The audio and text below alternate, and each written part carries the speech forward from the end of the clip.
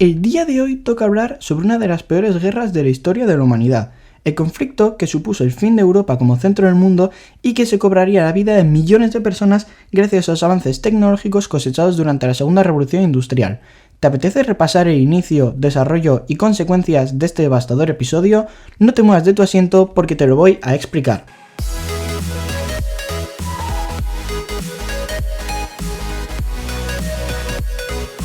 Antes de empezar, es necesario remontarnos a los antecedentes y situarnos en el contexto de la Europa de 1914. Durante el siglo XIX, las grandes potencias europeas, principalmente Francia, Reino Unido y Alemania, habían estado expandiéndose por el mundo y colonizando gran parte de él, principalmente en África y Asia, lo que llevó a una competencia y carrera colonial entre los imperios que trató de resolverse pacíficamente en la Conferencia de Berlín de 1885, en la que los países europeos se repartieron el continente africano entero como si fuera una tarta, o una pizza si lo prefieren.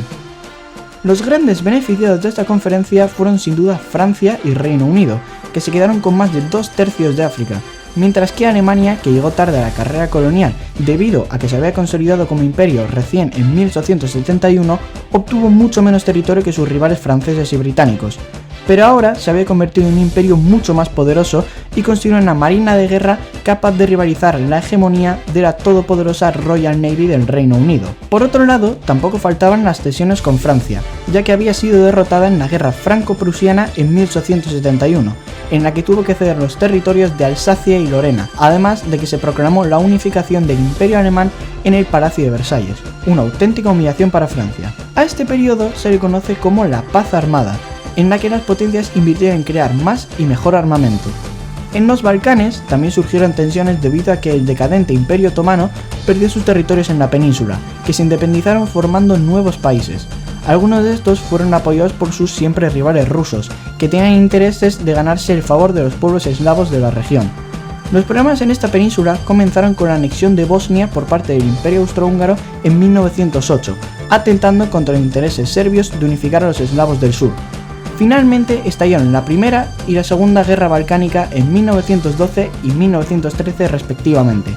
En la primera, una frágil alianza formada por Serbia, Montenegro, Grecia y Bulgaria le arrebataron al Imperio Otomano los territorios de Macedonia y Tracia, siendo el primero repartido entre los vencedores, dejando insatisfecho a más de uno. Y en la Segunda Guerra, Grecia, Serbia, Rumanía y el Imperio Otomano se aliaron contra Bulgaria, que contaba con el ejército más poderoso de la región. Aún así, Bulgaria fue derrotada y tuvo que entregar una buena cantidad de territorios vencedores, generando sentimientos de revancha en Bulgaria.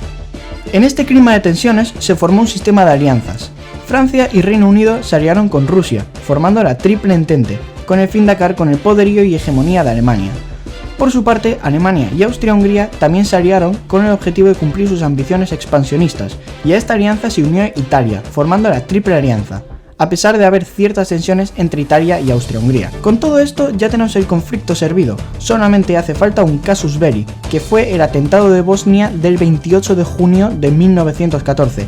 en el que el archiduque Francisco Fernando visitó la ciudad bosnia de Sarajevo, y durante su visita fue disparado y asesinado por un joven nacionalista serbio-bosnio. Tras esto, Austria-Hungría acusó al propio Estado de Serbia de haber causado este atentado y le exigió una disculpa y una investigación sobre el caso, a lo que Serbia se negó, y Austria-Hungría le declaró la guerra el 28 de julio de 1914, activando el sistema de alianzas previamente mencionado. Rusia, aliada de Serbia, le declara la guerra a Austria-Hungría, Alemania le declara la guerra a Rusia y Francia le declara la guerra a Alemania. La Primera Guerra Mundial había comenzado. A pesar de formar parte cada uno de sus respectivas alianzas, Reino Unido e Italia se abstuvieron de entrar en el conflicto.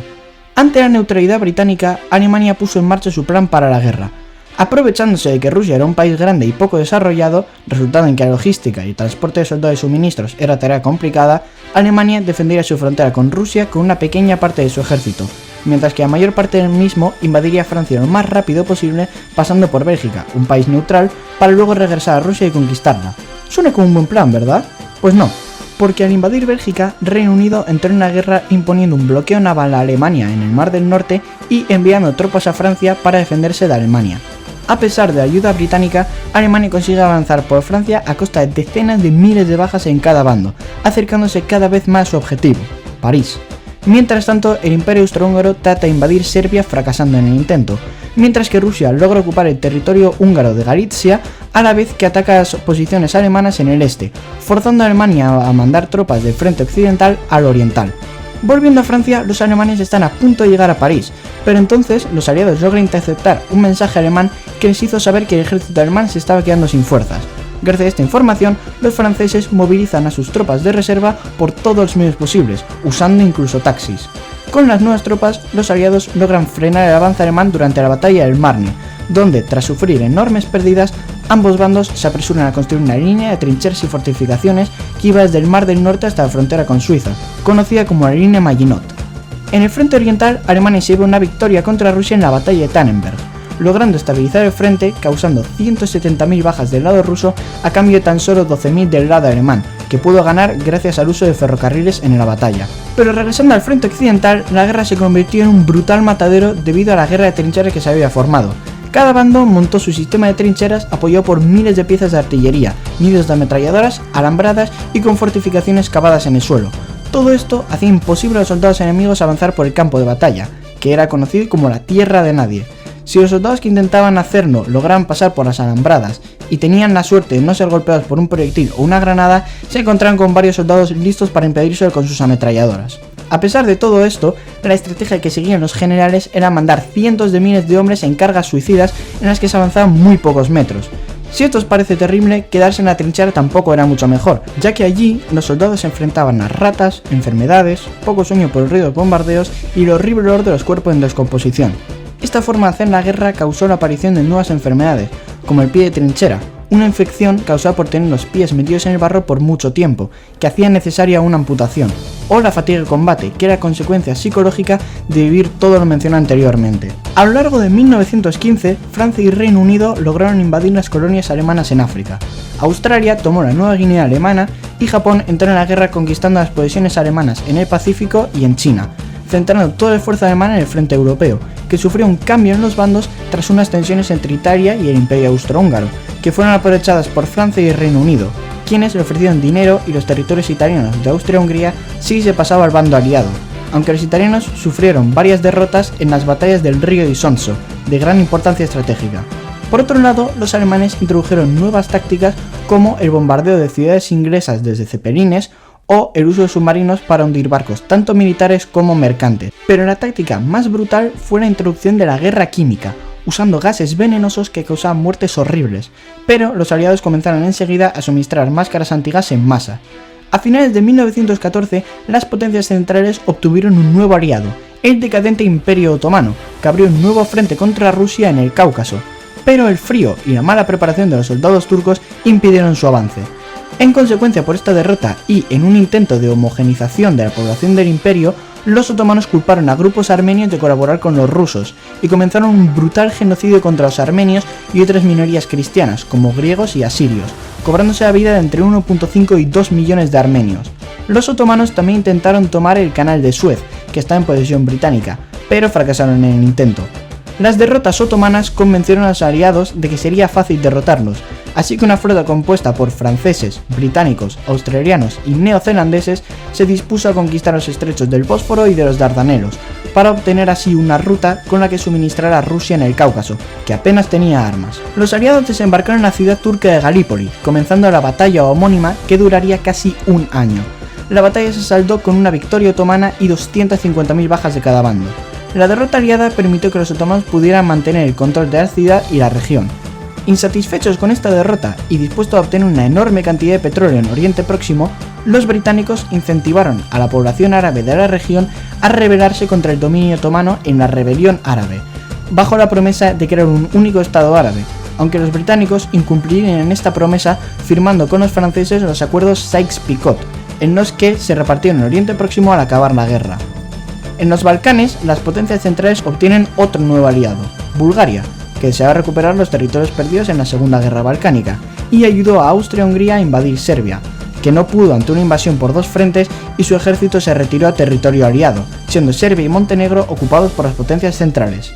En el frente occidental, los alemanes lanzaron una ofensiva en la ciudad francesa de Verdún, que que fue defendida férreamente por millones de soldados franceses, iniciando la batalla de Verdún, una carnicería que se cobró la vida de muchísimos soldados. Para tratar de aliviar presión en Verdún, los británicos atacaron las posiciones alemanas en el río Somme, utilizando un nuevo armamento, el carro de combate, que hoy en día conocemos como tanque. Aunque estos eran algo distintos a los actuales, tenían una forma distinta y apenas llegaban a los 3,2 km/h, lo cual es más lento que una persona caminando, pero aún así cumplieron su objetivo de avanzar por la tierra de nadie aplastando alambradas y cubriendo la infantería, a la vez que asustaba a las tropas enemigas. Porque imaginaos que sois un soldado alemán atendiendo tranquilamente vuestro asunto de soldado alemán en vuestra trinchera y de repente veis como una lata gigante avanza lentamente hacia vosotros. No sé ustedes, pero yo me asustaría. Con todo esto, la batalla del Somme resultó aún más brutal que la de Verdún, aunque los alemanes lograron impedir el avance aliado en el Somme. Estas dos batallas causaron más de 2 millones de muertos en ambos bandos, además de muchos más heridos, una auténtica barbaridad.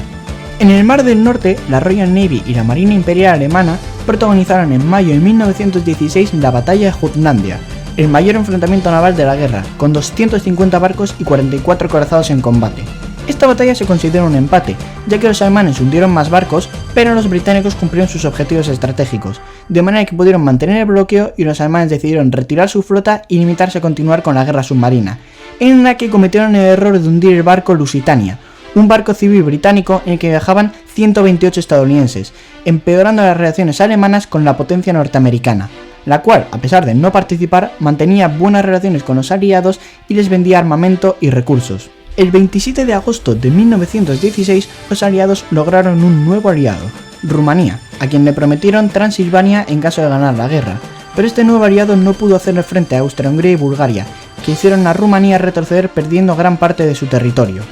Para tratar de darle la vuelta al frente balcánico, los aliados quisieron desembarcar en Grecia, que tenía un conflicto interno entre el rey, que prefería la neutralidad, y el primer ministro, que prefería unirse a los aliados. Finalmente, tras presiones internas, el rey abdicó y Grecia se unió a los aliados. Llegamos a 1917, el año que supuso el punto de inflexión en la guerra con un cambio en el tablero del juego. Tras años de miseria y derrotas en el frente, los ciudadanos rusos se alzan en la Revolución de Febrero, una revolución socialista en Petrogrado en contra del zar Nicolás II y de la guerra, tras la cual el zar abdicó y se estableció un gobierno provisional que continuó con la guerra, hasta que los bolcheviques, liderados por Vladimir Lenin, derrocaron al gobierno provisional en la Revolución de Octubre, formándose así la Rusia soviética, que firmó la paz con Alemania en el Tratado de Brest-Litovsk, entregando una barbaridad de territorio a Alemania, pero retirándose al fin de la guerra, aunque los partidarios del zar formaron el Ejército Blanco, que comenzó una guerra civil contra los bolcheviques. Llenos de Rusia, Alemania mandó un telegrama al gobierno de México, ofreciéndoles unirse a ellos a cambio de los territorios que México perdió contra Estados Unidos en la guerra de 1846. Pero este telegrama fue interceptado por los británicos, quienes se lo mostraron a Estados Unidos, que entró definitivamente en la guerra mandando tropas al frente occidental. Antes de que estas tropas llegaran, los alemanes lanzaron una desesperada ofensiva durante la Segunda Batalla del Marne, en la que Francia y Reino Unido impidieron el avance alemán gracias al uso de tanques. Por otro lado, en el frente italiano, Austria-Hungría se anotó una victoria en la batalla de Caporetto, aunque esta derrota incentivaría a los italianos a establecer una línea defensiva.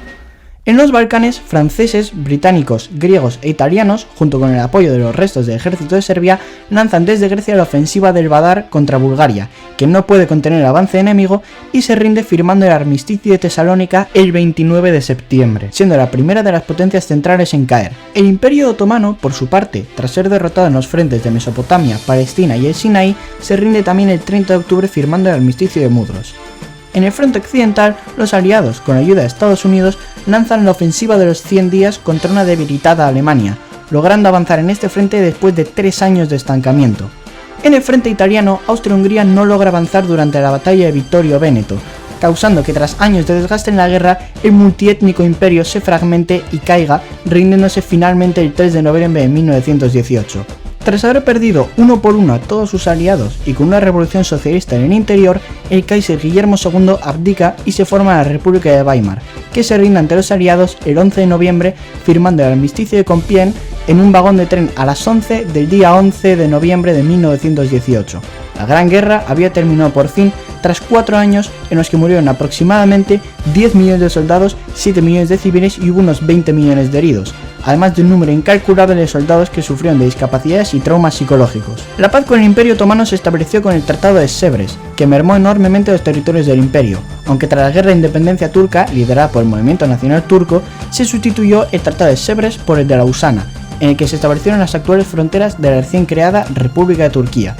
Austria y Hungría firmaron la paz por separado en el Tratado de Saint-Germain y el Tratado de Trianon respectivamente, en el que se entregaron a Italia los territorios de Tirol y Trieste. Se acuerda de independencia de Checoslovaquia, se entregan territorios a la resurgida Polonia, se le cede Transilvania a Rumanía y se le entrega a Serbia los territorios poblados por eslavos del sur, formándose el reino de los serbios, croatas y eslovenos, que posteriormente se convertiría en la muy conocida Yugoslavia. Con estos tratados se establecen las actuales fronteras de las repúblicas de Austria y de Hungría. Finalmente, Alemania tuvo que firmar el humillante Tratado de Versalles, en el que Francia recupera Alsacia y Lorena, se le cede territorio a Polonia y otros territorios menores a Bélgica, Dinamarca, Lituania y Checoslovaquia, además de la cesión de todas sus colonias y el pago de costosas reparaciones de guerra por el valor de 132.000 millones de marcos, que equivale a 642.000 millones de dólares actuales. A todo esto se le suma que tuvo que reconocer la culpa de toda la guerra, una brutal humillación. Tras la victoria bolchevique en la Guerra Civil Rusa, Finlandia, Estonia, Letonia y Lituania consiguen su independencia, a la par que se forma la Unión Soviética, el primer país comunista de la historia. A pesar de participar del bando vencedor, Italia no obtuvo todos los territorios que se le habían prometido, y tras la gran humillación que supuso el Tratado de Versalles para Alemania, se formaron en estos dos países nefastas ideologías totalitarias durante la posguerra, el fascismo en Italia y el muy conocido nazismo en Alemania. Y llegamos al final de este vídeo. Te agradecería que pegaras un buen like y que si no lo estás te suscribieras al canal, ya que este vídeo me ha costado muchísimo de hacer y así no te perderás los próximos vídeos que haga. Bueno, sin nada más que decir, hasta la próxima, chao chao.